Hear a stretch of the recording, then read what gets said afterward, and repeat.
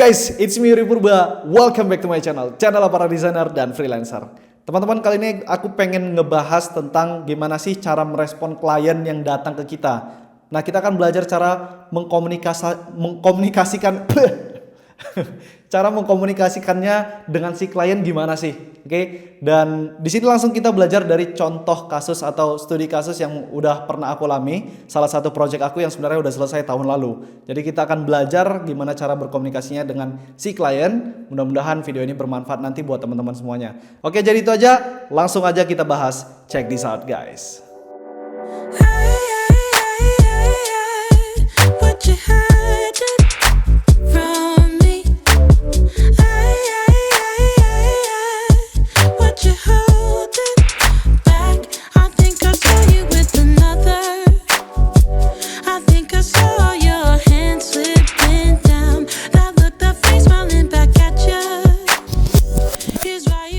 Oke, jadi di sini aku langsung tampilin screenshot dari percakapan aku dan klien aku. Oke, di sini dia langsung tanya nih pertama kali.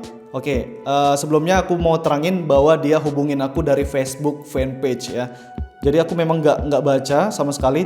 Besoknya tanggal 18 dia ngechat aku lagi gitu. Did you get my text ya? I need a logo design please. Oke.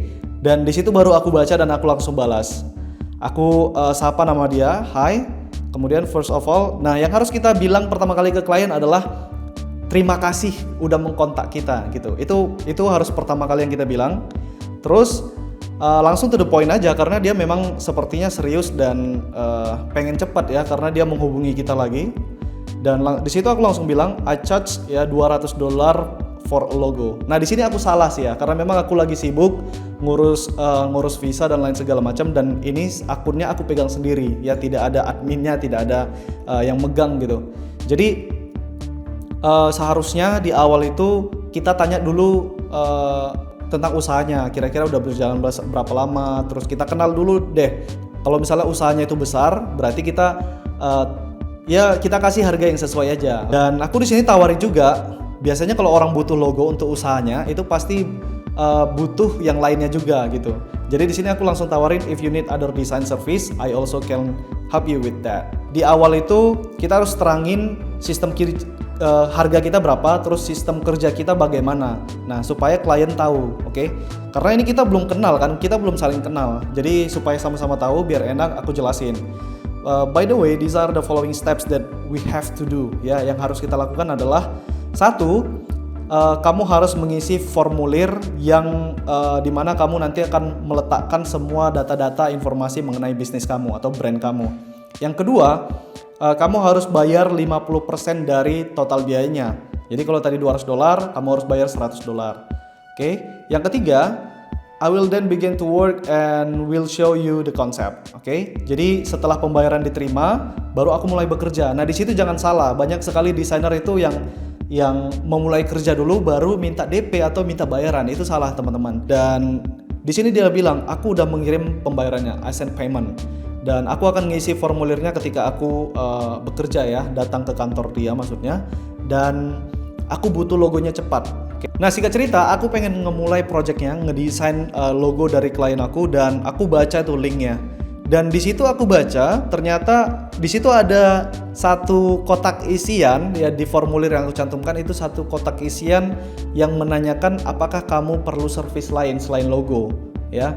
Jadi misalnya business card atau letterhead ya, kop surat atau amplop dan lain sebagainya.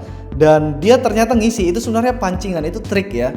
Itu sebenarnya pancingan dan dia ternyata ngisi itu. Dia bilang ya aku butuh jasa kamu yang lain katanya.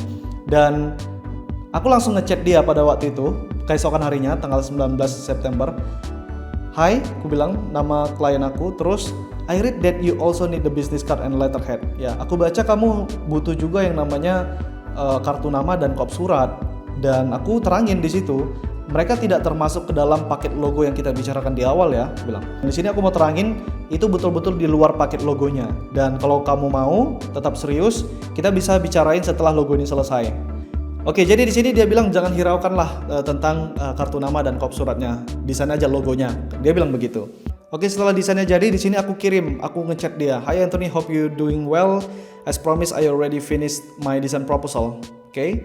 Jadi aku kirimnya itu tanggal 21. Oke, dan tanggal 22 itu belum ada juga balasan dari si klien. Jadi aku komunikasi lagi dong ya. Hi Anthony, just want to let you know for further easy communication. Mungkin dia nggak aktif di Facebook ya. Jadi aku positive thinking aja. Jadi aku bilang sama dia, kalau mau komunikasi lebih mudah silakan kontak aku dari email aja ya. Ini email aku bilang. Terus aku bilang aku juga menunggu feedbacknya. Itu tanggal 25. Tanggal 27 belum juga ada. Tapi di situ aku putuskan untuk kontak ya. Hello, any update for the logo concept? Aku kasih senyuman. Nah, singkat cerita, setelah dia ngasih feedback, ya akhirnya dia ngasih feedback tapi by email sesuai dengan chattingan aku yang terakhir. Aku suruh dia komunikasi dari email aja. Dan di email itu dia komunikasi, dia pilih logo dari 3 logo yang aku kirim, dia pilih 1 logo dan dia ada beberapa feedback yang harus direvisi gitu. Karena memang aku balasnya lama pada saat itu karena memang sibuk mempersiapkan keberangkatan aku tahun lalu. Dan dia minta nomor WhatsApp aku. Oke, kamu punya WhatsApp nggak? Kita komunikasi dari WhatsApp aja bisa nggak? Oke, jadi aku kasih nomor WhatsApp dan singkat cerita kita komunikasi dari WhatsApp. Dia ngirim revisi logonya banyak sekali. Dan itu berlangsung lama. Desain logo ini kalau nggak salah memakan 1 bulan ya kalau nggak salah atau lebih gitu. Jadi dia punya tim. Dia kalau nggak salah jabatannya sebagai manajer toko atau kepala toko gitu. Di bawah dia itu ada supervisornya. Di bawah supervisor ada beberapa tim lagi. Kemudian dia juga manajernya ini punya bos juga, owner dari tokonya ini. Jadi banyak feedback. Si ownernya mau begini, si timnya mau begini gitu. Jadi terakhir kita di WhatsApp curhat-curhatan gitu. Dia memang kita berbahasa Inggris, cuman aku bisa pahami bahwa dia stres gitu menghadapi banyaknya feedback gitu ya. Jadi dia sendiri bingung gitu. Jadi nggak masalah. Jadi waktu itu aku kasih dia batas revisi berapa kali gitu kan. Jadi aku ikutin aja. Kemudian begitu seterusnya selama mungkin 2 mingguan itu kita banyak intens revisi dan terima feedback dan mereka rapat lagi seperti itu terus selama 2 minggu lebih mungkin kalau nggak salah. Kemudian di situ aku bilang komunikasikan bahwa ini sudah jauh dari konsep awal logo yang dipilih gitu dan ini nggak bisa gitu. Ini sudah sama aja kita membuat logo baru. Oke? Jadi di situ karena dia sudah mendesak sepertinya dia perlu logonya cepat. Jadi aku bilang gitu ya, tidak apa-apa, aku bakal ngikutin feedback dari kamu terus, tapi harus ada biaya tambahan karena ini memang sudah lari dari logo yang pertama, konsep pertama yang kamu pilih. Yang sebenarnya waktu itu kamu ngasih feedback sedikit, kemudian aku sudah terapin, apply ke situ dan seharusnya kamu sudah setuju itu. Tapi ini sudah jauh dari desain awal yang kita rencanakan gitu. Aku bilang seperti itu. Jadi dia bilang karena aku jelasinnya bagus dengan sopan, dia bilang gak ada masalah, aku akan bayar kamu katanya. Akhirnya di situ kita deal-dealan yang tadinya 200, akhirnya nambah 100 untuk beberapa revisi lagi. Oke, jadi ingat ya aku sudah dibayar 300 nih ya. Oke, jadi saat itu aku terapin lagi revisinya dan lain sebagainya. Akhirnya dapat tuh, akhirnya selesai. Logo yang finalnya adalah ini, aku bakal kasih tunjuk.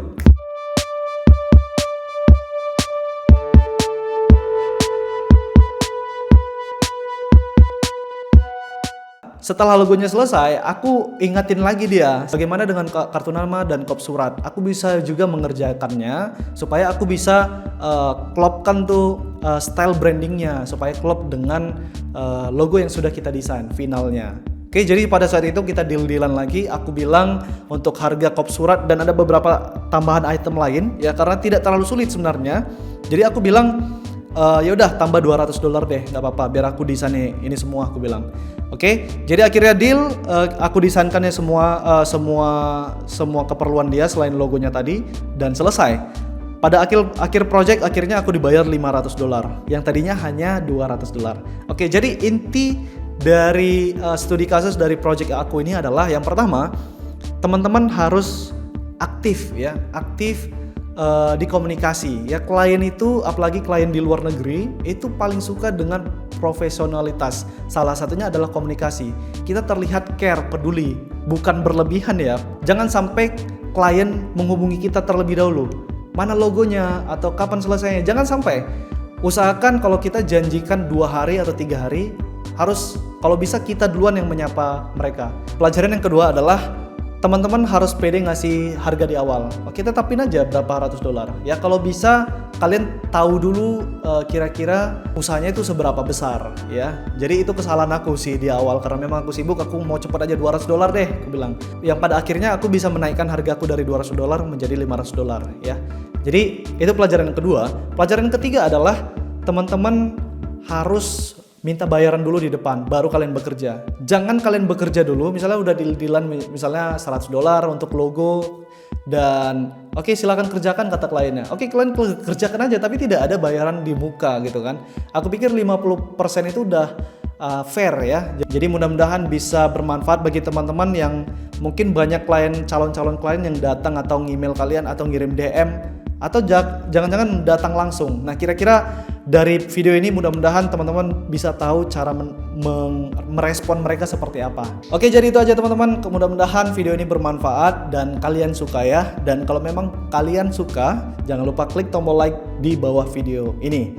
Dan jangan lupa juga share video aku ini ke teman-teman kalian lainnya, ke sosial media kalian, ke grup-grup WhatsApp dan Telegram kalian, supaya semakin banyak desainer-desainer lain yang belajar tentang video kita kali ini.